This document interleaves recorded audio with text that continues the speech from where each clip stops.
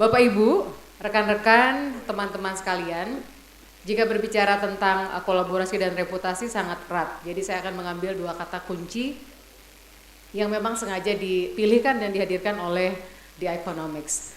Jadi kalau kita berbicara saat ini sebetulnya soal reputasi, menurut saya di antara yang paling menantang adalah menjaga relevansi.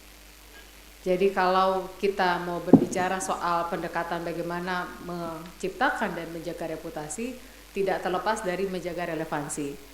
Dalam term of reference-nya disampaikan ada bagaimana mengelola berbagai generasi yang berbeda. Menurut saya benar itu relevan, tetapi hanyalah salah satu aspek.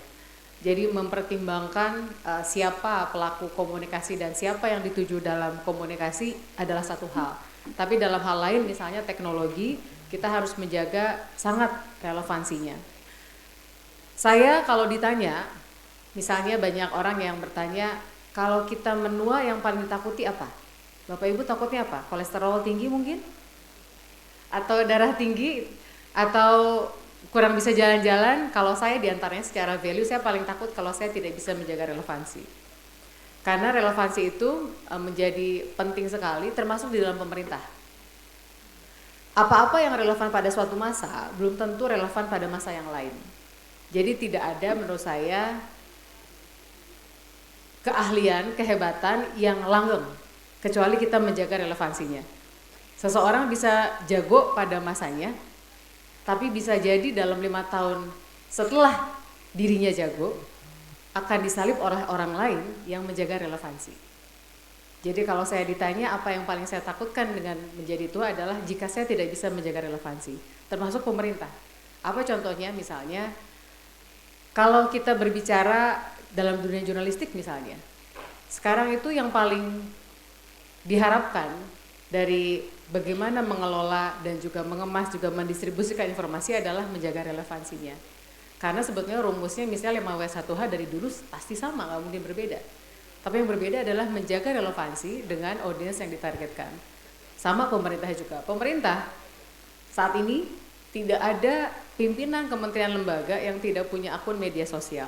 Yang bisa saja sebelumnya pada saat belum ditugaskan menjadi bagian dari anggota kabinet tidak terlalu peduli dengan komunikasinya di ruang publik melalui media sosial.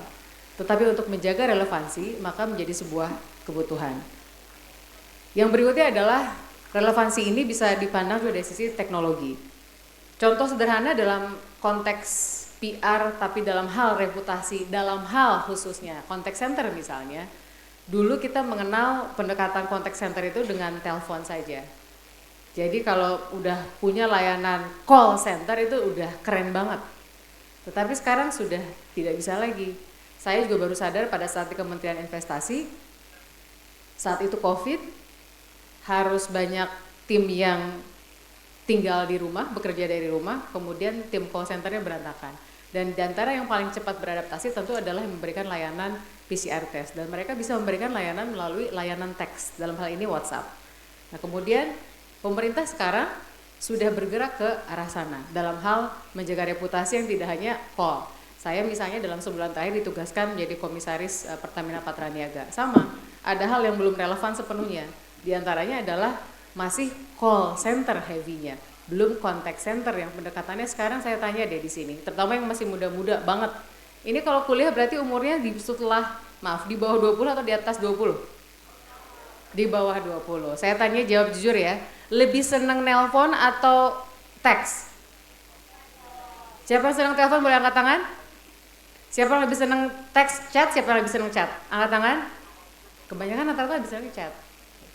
Karena kerasa ada evidence-nya, kalau terutama misalnya dalam konteks Pertamina atau pemerintah, misalnya dilapor Mas Wapres dan seterusnya, karena bisa menyampaikan evidence, misalnya bilang ada kondisi di terminal tertentu, maka kalau disampaikan secara lisan bisa beda pemahamannya, persepsinya dengan yang menerima pesannya.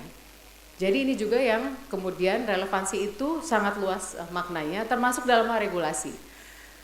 Menjaga reputasi itu tidak hanya contoh sekarang yang sedang pemerintah sangat bekerja keras adalah penataan LPG 3 kg. LPG 3 kg ini regulasinya ada, lahir sudah ada tahun 2007 dengan peraturan Presiden nomor 104 tahun 2007. Saat itu relevan? Iya. Tapi apakah saat ini masih relevan? Tidak. Jadi regulasi menurut saya bukan benar salah, tapi relevan atau tidak relevan. Pada saatnya relevan. Misalnya LPG 3 kg saat itu semangatnya adalah konversi dari minyak tanah ke LPG 3 kg. Sekarang semangatnya bukan lagi mengkonversi, tapi bagaimana memastikan siapa yang dapat mengakses LPG 3 kg, di manakah rantai distribusinya, dengan cara apakah mereka mengakses subsidi tersebut. Kemudian berapa banyak yang boleh dibeli setiap bulan, dengan harga berapakah harusnya dapat dibeli. Apakah harganya berbeda tiap daerah atau ditentukan satu harga secara nasional. Jadi menurut saya pekerjaan atau fungsi PR itu sekarang harus tidak ditempatkan pada titik terakhir di ujung, tapi pada saat proses meramu apa yang menjadi substansi. Karena mengemas substansi tanpa substansinya baik itu akan sangat melelahkan. Jadi misalnya sekali lagi dalam konteks saya mundur, misalnya Undang-Undang Cipta Kerja, kerjaan pemerintah. Apakah ada proses di mana ada dinamika terhadap reputasi pemerintah? Ada. Karena itulah kerja-kerja public relations diperlukan dengan media engagement yang baik, juga dengan civil society yang juga harus dikuatkan. Nah ini bagian yang mengacu kemudian kolaborasi. Jadi kolaborasi ini sangat luas, Ibu dan Bapak, rekan-rekan, teman-teman sekalian. Kolaborasi dapat dimaknai sebagai enabler terhadap pencapaian untuk menghasilkan reputasi atau mempertahankan reputasi. Saya ambil contoh lagi kolaborasi yang saya sangat berterima kasih dari sisi pemerintah kepada rekan-rekan terutama badan usaha dan juga badan usaha milik negara. Misalnya dalam konteks perizinan berusaha, nomor induk berusaha pada saat di Kementerian Investasi dulu itu membayangkan untuk mendigitalkan proses formalisasi usaha mikro kecil itu sangat tidak mudah.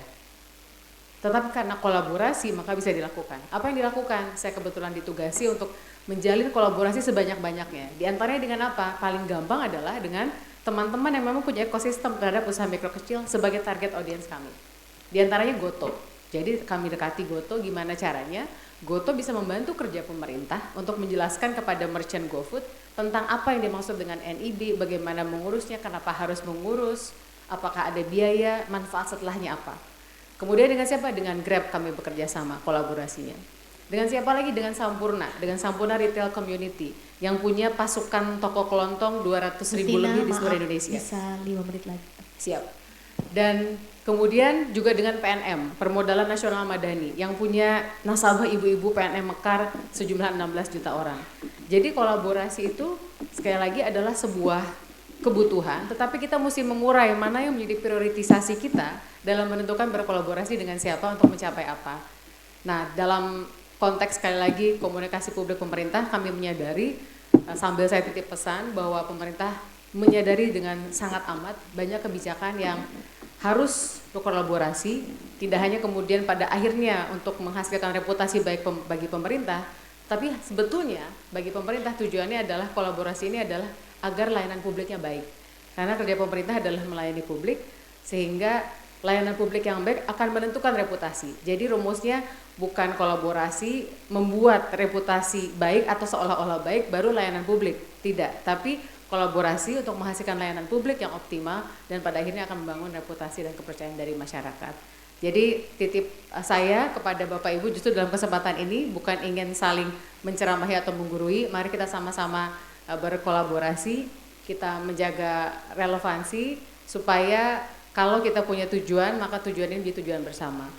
Jadi menyamakan level of understanding dari semua pihak untuk mencapai tujuan itu adalah pekerjaan yang paling mula dan akan menghasilkan hasil yang mulia. Demikian yang ingin saya sampaikan, nanti kita diskusi di kesempatan yang lebih dalam. Terima kasih. Wassalamualaikum warahmatullahi wabarakatuh.